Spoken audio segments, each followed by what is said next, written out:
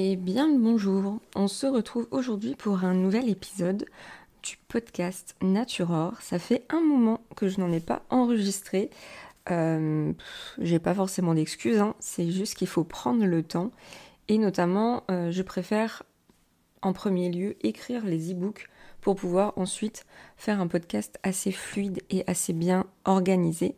Donc c'est parti, aujourd'hui on va parler de tout ce qui tourne autour du système digestif, des troubles digestifs et comment la naturopathie peut accompagner les personnes qui souffrent de ces troubles. Moi-même, j'ai découvert il y a quelques années que je souffrais de certains troubles et encore aujourd'hui, j'essaye de trouver vraiment et d'avoir un diagnostic clair sur ce pourquoi j'ai des troubles digestifs, sachant que je vais vous expliquer mon parcours après. C'est une errance médicale assez intéressante, ce qui est assez courant en France, j'ai l'impression, où en fait on nous trimballe de spécialiste en spécialiste et on ne sait pas toujours trouver la cause de nos troubles. Mais ça, on en parlera un peu plus tard, donc c'est parti.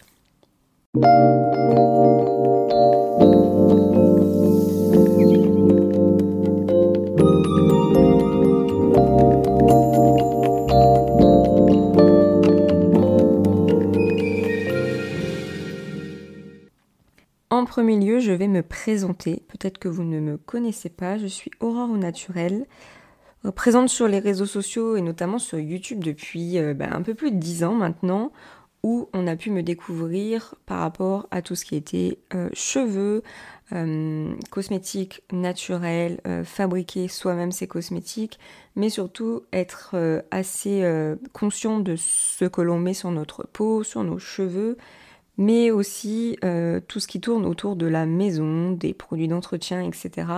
Être surtout conscient, mais être surtout alerte par rapport aux compositions de nos produits.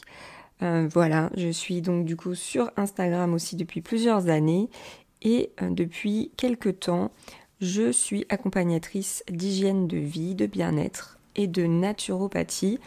Vous pouvez me retrouver sur mon site auroreaunaturel.fr où vous pouvez avoir des consultations selon différents sujets, mais notamment la première consultation de 30 minutes est gratuite.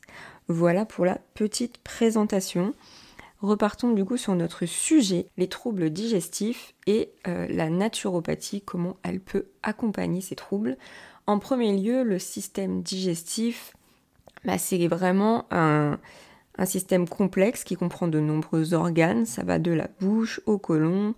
Il y a aussi l'œsophage, l'estomac, le pancréas, le foie et l'intestin grêle. Le système digestif a un rôle très important.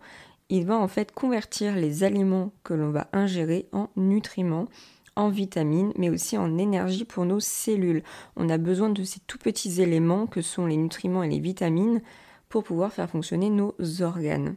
Cette conversion en fait est notamment due au microbiote intestinal qui est en fait constitué d'une population de plusieurs milliards de bactéries protectrices, mais aussi il y a un réseau de neurones. C'est ce pourquoi on dit que les intestins en fait sont aussi un deuxième cerveau. Les troubles digestifs sont assez multiples. Ce système étant très complexe et comprenant de nombreux organes, les troubles peuvent survenir à différentes sources et le pourcentage de risque est donc plus élevé. Forcément, il y a tellement d'organes que si un organe est touché, impacté, ça va avoir une influence et une répercussion sur les autres. Les origines en fait des troubles digestifs peuvent être par rapport à l'alimentation qui peut être déséquilibrée. Si on mange trop de sucre raffiné, trop d'épices, trop d'aliments industriels avec des produits ultra transformés, si on consomme par exemple trop d'alcool ou trop de graisses insaturées, on peut avoir différents troubles par rapport à ça. L'anxiété et le stress est aussi très très important. Si on est trop stressé, si on est trop anxieux, forcément ça va avoir un impact aussi sur notre système digestif. On va produire beaucoup de cortisol et le cortisol forcément ne va pas faire du bien à nos intestins par exemple ou à certains organes comme l'estomac.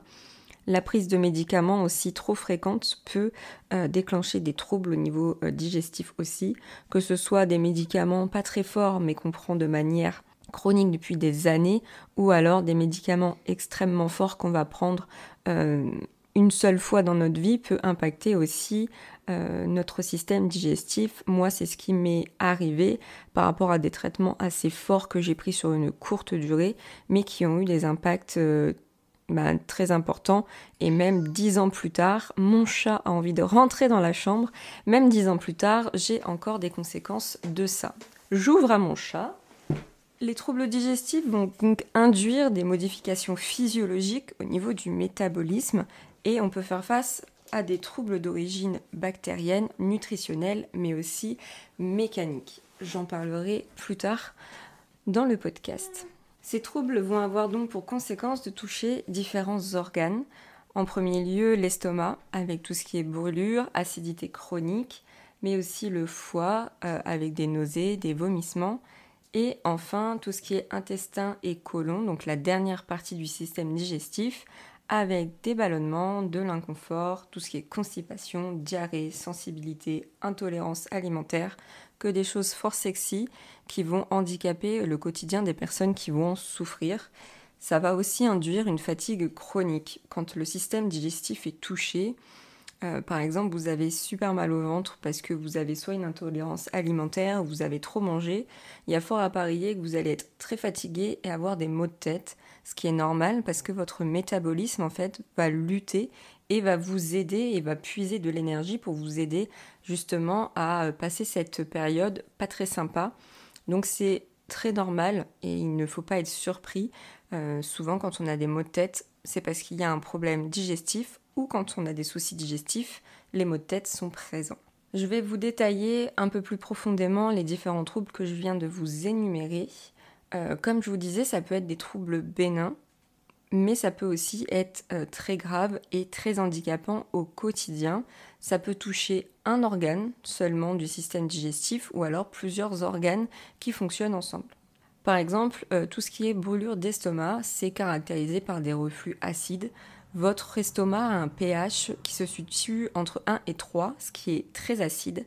Si l'estomac en fait ne se referme pas bien, après que le bol alimentaire, donc ce que vous avez ingéré, descende dans votre estomac et parte dans une première phase de digestion, si l'estomac ne se referme pas bien, l'acide gastrique qui se retrouve dans votre estomac va remonter et créer des reflux désagréables qui peuvent être à force très douloureux.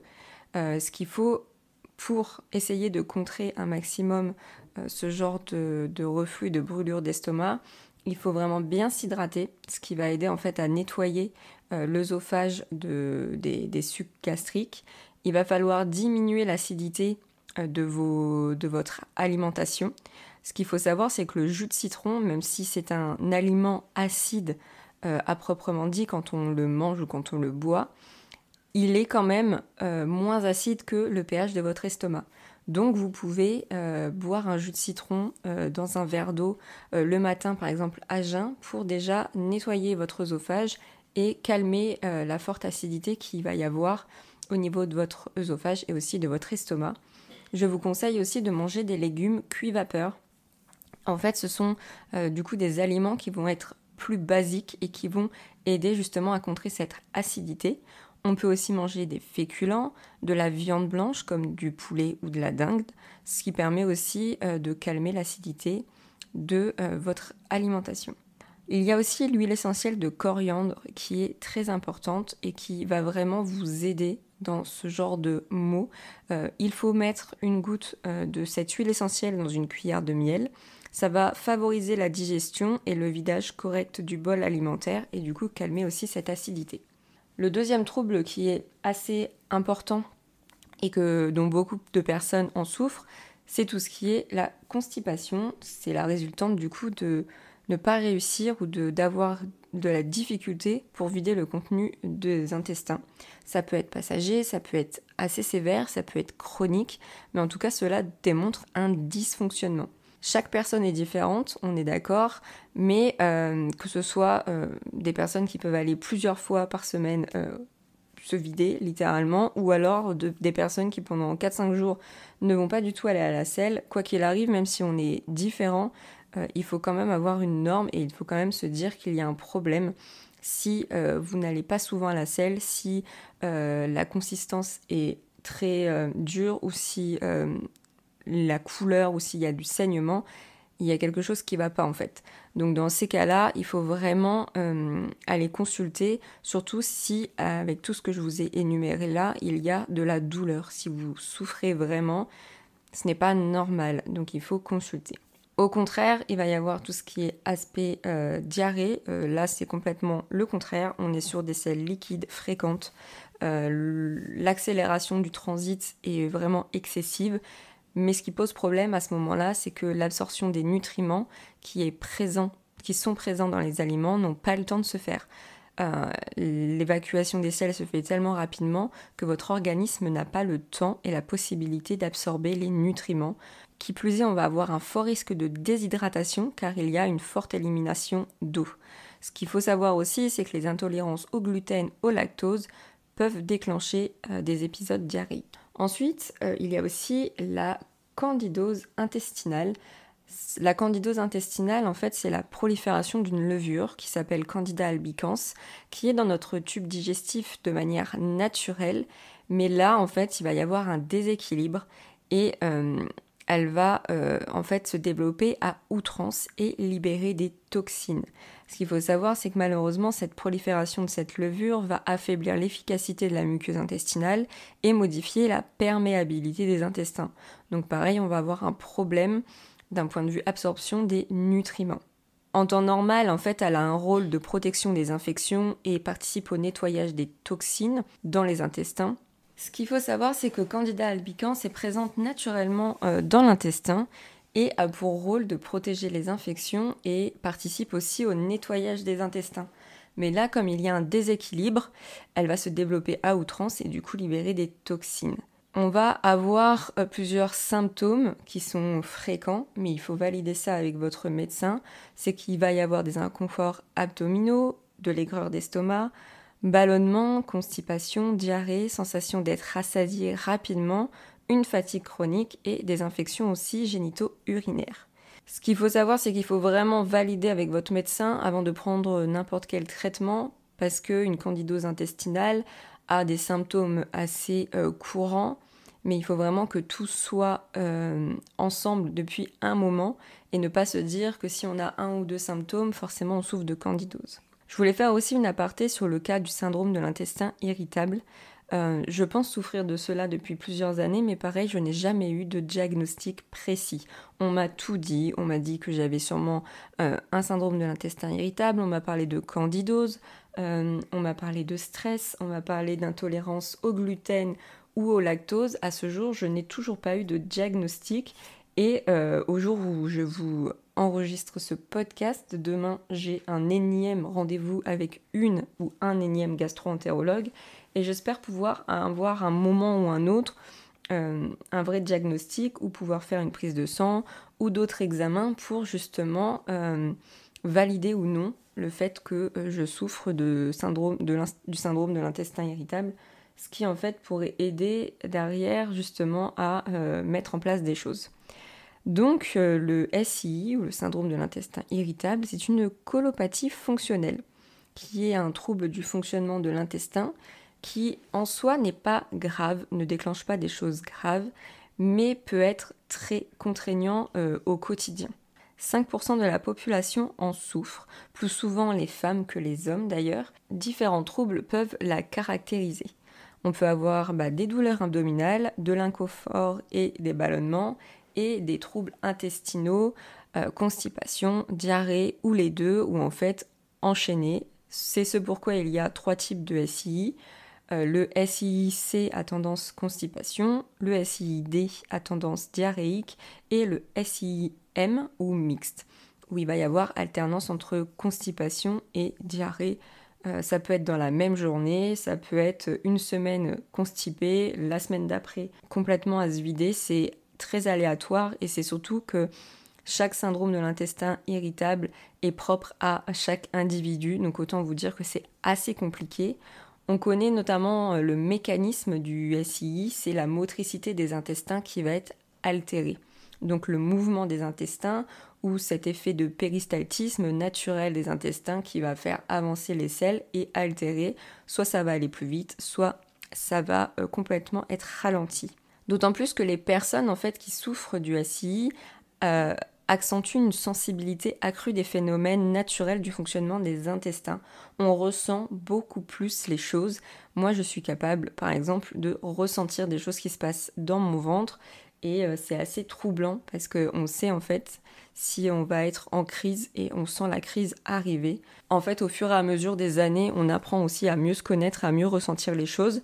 C'est assez intéressant, ça peut être assez troublant, mais au moins comme ça nous permet aussi de faire attention dans notre quotidien et selon si on sort ou pas, faire attention à ce qu'on doit manger. Il y a aussi une influence au niveau du microbiote. On a remarqué que les personnes qui souffrent du SII ont une anomalie au niveau du microbiote, donc au niveau des bactéries qui peuplent nos intestins, ce qui peut perturber du coup la bonne digestion des aliments. Il peut y avoir une production de gaz vraiment assez importante, du coup des ballonnements et comme je vous disais tout à l'heure, la perméabilité des intestins va être modifiée. Donc on ne va pas pouvoir absorber les nutriments comme il faut, mais c'est surtout qu'aussi on va avoir des réactions inflammatoires, car si par exemple on est dans une crise de constipation, il va y avoir un souci au niveau de l'absorption des nutriments, mais il va y en avoir beaucoup trop.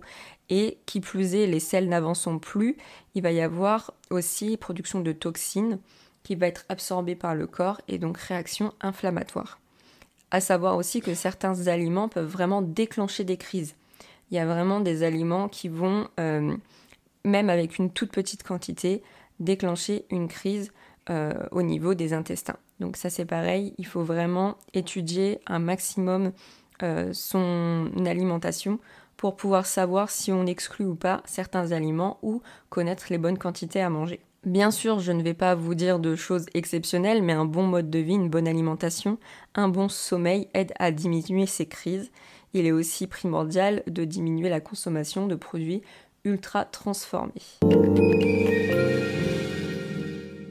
En soi, la naturopathie peut accompagner au quotidien pour diminuer les désagréments. Il va y avoir différentes étapes à mettre en place lors d'un programme d'hygiène de vie de naturopathie. En premier, ce qu'il faut faire, c'est rétablir une meilleure fonction digestive. Avoir une alimentation plus simple avec des produits bruts ainsi qu'un apport de fibres en bonne quantité. Pour les personnes qui souffrent de SII, il ne faut pas manger trop de fibres parce que ça va sursolliciter vos intestins et ça va vous faire d'autant plus mal. Le sport aussi, pratiquer une activité régulière et douce comme la marche, la natation, le vélo peut vraiment aider parce que le mouvement en fait va justement aider à faire ce péristaltisme et justement modifier et faire avancer les selles au niveau des intestins. On peut aussi faire une détox des intestins, ce qui se fait forcément et souvent avec une détox du foie, donc je vous en parlerai un peu après. Et comme il y a une altération au niveau du microbiote, faire une cure de 3 mois de probiotiques pour repeupler le microbiote de manière adaptée est intéressante. On peut le faire 2 fois dans l'année par exemple. Et moi je vois vraiment un avant-après quand je fais des cures de probiotiques. En ce qui concerne la détox du foie, c'est quand même le plus grand organe de notre corps. Il a pour rôle de filtrer le sang et donc les toxines qui s'y trouvent. C'est un organe qui fabrique la bile. La bile est très importante pour la digestion. Pour détoxifier le foie, il faut éviter de lui donner beaucoup de travail. On va donc éliminer tous les aliments qui sont riches en graisses saturées, comme les viandes grasses, les chips, tout ce qui est friture, beurre, les sucres raffinés, les bonbons, les pâtisseries. On va essayer d'éliminer ou de vraiment consommer un minimum tout ce qui est café, alcool et produits laitiers. Ce qu'on peut privilégier, c'est l'artichaut, le radis noir, le brocoli et les légumes verts, car ils vont apporter des bons éléments à notre corps. Et on n'oublie pas de bien s'hydrater, non plus pas trop à outrance, mais en tout cas boire entre 1,5 litre et 2 litres d'eau par jour, c'est très important. On boit un peu plus si on est sportif. La naturopathie va du coup pouvoir accompagner les troubles digestifs. Il va y avoir plusieurs éléments qui vont pouvoir vous aider.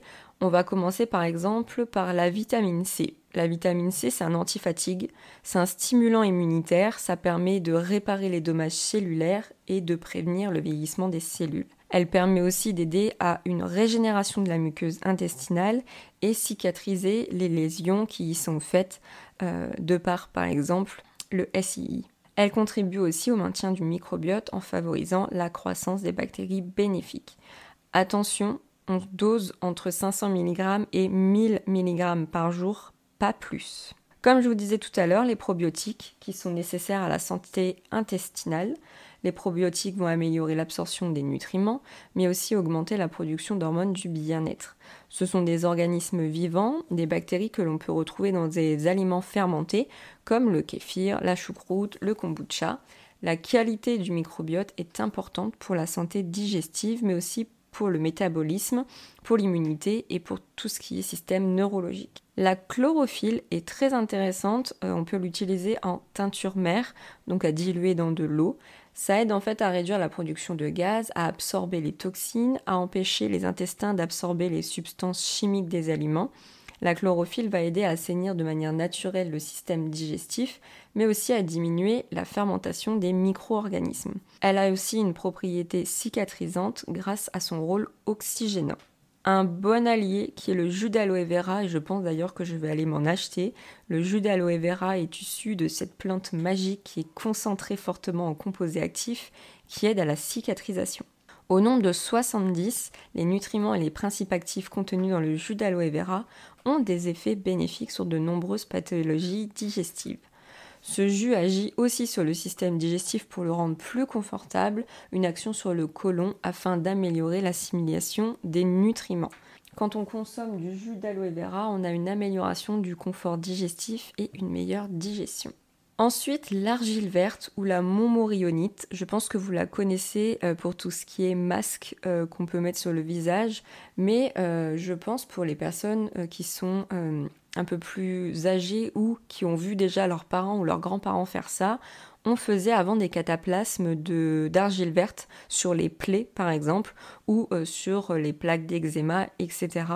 En fait, elle a vraiment une réputation pour des propriétés apaisantes, cicatrisantes, que ce soit en externe mais aussi en interne. C'est un antipoison en fait qui est utilisé depuis des années dans la médecine chinoise ou la médecine ayurvédique.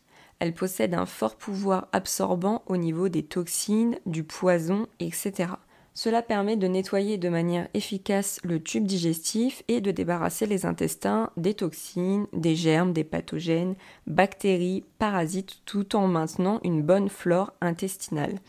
Cela va aussi aider à réparer les muqueuses.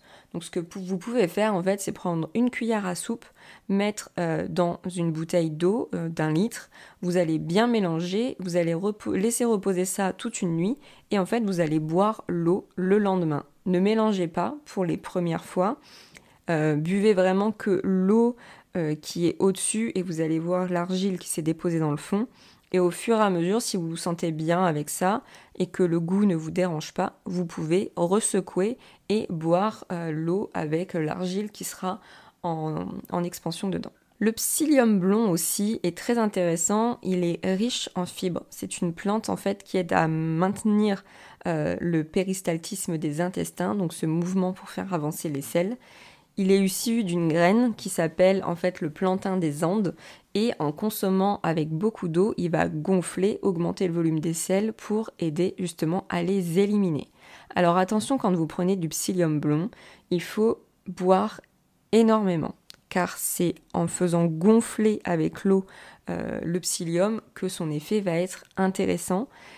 Et en fait, si on en consomme trop, donc il ne faut pas trop consommer de psyllium, sinon vous allez sursolliciter les intestins et ça va avoir un effet négatif. Vous allez avoir des douleurs et vous allez surtout trop éliminer. Ensuite, on a les myrtilles séchées qui luttent contre la diarrhée. Il faut absolument utiliser les myrtilles séchées uniquement. Donc ça se trouve en herboristerie ou même sur internet, vous pouvez en trouver. La myrtille est utilisée depuis des millénaires comme traitement phytothérapique en Europe. L'effet en fait antidiarrhéique est dû à la concentration de tanins qui sont dans la myrtille, mais aussi les antioxydants qui y sont présents. Ce que je vous conseille, c'est de prendre environ 30 g de fruits séchés, de les mettre dans 1 litre, de faire bouillir environ 10 minutes et de consommer environ 5 tasses par jour jusqu'à amélioration des symptômes. Avec les myrtilles séchées, il n'y a pas de problème, vous pouvez faire des cures assez longues, il n'y aura pas vraiment de soucis et vous n'allez pas avoir des mauvais effets sur une durée assez longue.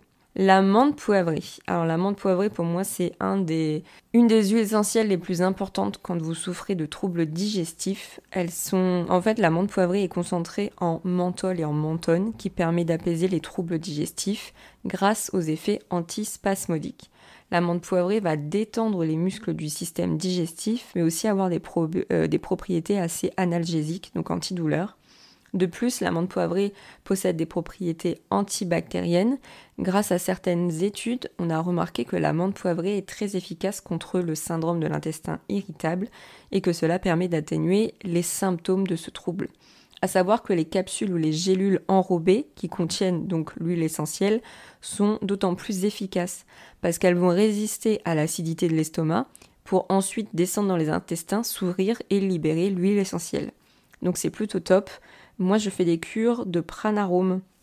Pranarome font des capsules avec des mélanges d'huile essentielle, dont la menthe poivrée. C'est en fait une cure de 15 jours environ et c'est très efficace. Ensuite, le fenouil, qui est une source de remède traditionnelle pour les troubles digestifs. Riche en nutriments de manière générale, ces graines renferment de la vitamine C, essentielle pour le système immunitaire, comme je vous disais plus tôt. Ses feuilles sont riches en potassium, son bulbe, lui, est riche en vitamine A et antioxydants. Le fenouil, c'est vraiment un banger, comme on dit. Il y a tout ce qu'il faut bénéfique pour notre système digestif. Riche en fibres alimentaires, le fenouil va contribuer au confort digestif, va stimuler la production de la bile, améliorer la digestion et régler les problèmes de constipation. Il contient aussi des molécules antispasmodiques, dont l'anétol, qui va permettre d'atténuer les crampes intestinales, gaz et sensations de ballonnement. Ensuite, la réglisse, je pense qu'on dit la réglisse. Réputée pour être anti-inflammatoire, c'est une alliée pour traiter les divers problèmes digestifs. Elle va stimuler la production des sucs gastriques, ce qui va améliorer la découpe des aliments, puis l'assimilation des nutriments. Elle peut se consommer sous forme de teinture mère ou sous forme de gélules ou de poudre. Ensuite, le radis noir, tout comme son copain l'artichaut, il va vraiment faciliter la digestion en agissant sur les troubles des fonctions hépatiques et production de la bile. Il va drainer le foie, la vésicule biliaire, mais va aussi aider à éliminer les déchets, les toxines. La bile va permettre de détoxifier le foie, des médicaments et aussi de tout ce qui est produit polluant. Le radis augmente aussi la mobilité intestinale, donc les mouvements naturels de l'intestin qui font avancer les selles, ce qui améliore l'évacuation des déchets. On peut le consommer sous forme de jus ou de gélules. Et enfin, les graines de cumin. On dit en fait que les graines sont carminatives, c'est-à-dire qu'elles aident à éliminer les gaz intestinaux. Cette plante issue d'Orient est très connue pour ses graines à la saveur très reconnaissable, mais aide aussi à une meilleure digestion. C'est un bon remède pour gérer toute la sphère digestive, ballonnement, meilleure gestion de la fermentation des aliments dans les intestins. Le cumin, c'est super bon, pour en avoir beaucoup consommé quand j'étais au Maroc. Je trouvais ça super bon le matin, etc. C'est assez fort, c'est un peu comme la coriandre, on est dans la team, on aime ou on n'aime pas, mais c'est plutôt intéressant. Donc voilà tout ce que peut apporter la naturopathie au niveau des troubles digestifs, que ce soit des compléments alimentaires, de la phytothérapie, de l'aromathérapie. On peut vraiment trouver plusieurs aspects intéressants par rapport à la naturopathie, par rapport aussi à nos troubles. C'est assez complet. Vous pourrez retrouver tout ce que je vous ai dit aujourd'hui dans le podcast dans l'e-book sous format PDF que je vais mettre en ligne sur mon site auroreaunaturelle.fr. Bien sûr, si vous voulez aller plus loin, n'hésitez pas à booker une réservation avec moi où on pourra discuter en consultation pour pouvoir échanger par rapport aux troubles et à ce qui se passe en fait au niveau de votre quotidien. Le but, c'est vraiment de vous accompagner pour alléger un maximum votre quotidien par rapport à certains aspects. Ça peut être très contraignant, ça peut être très handicapant quand on souffre de troubles digestifs. Il faut vraiment être stratégique sur ce qu'on va manger, etc., surtout quand on part en extérieur. Donc voilà, si vous avez envie d'être accompagné, n'hésitez pas à venir sur mon site auroreaunaturel.fr pour qu'on discute de tout cela ensemble. Je vous remercie d'avoir passé ce moment avec moi et je vous dis à très bientôt dans un prochain podcast.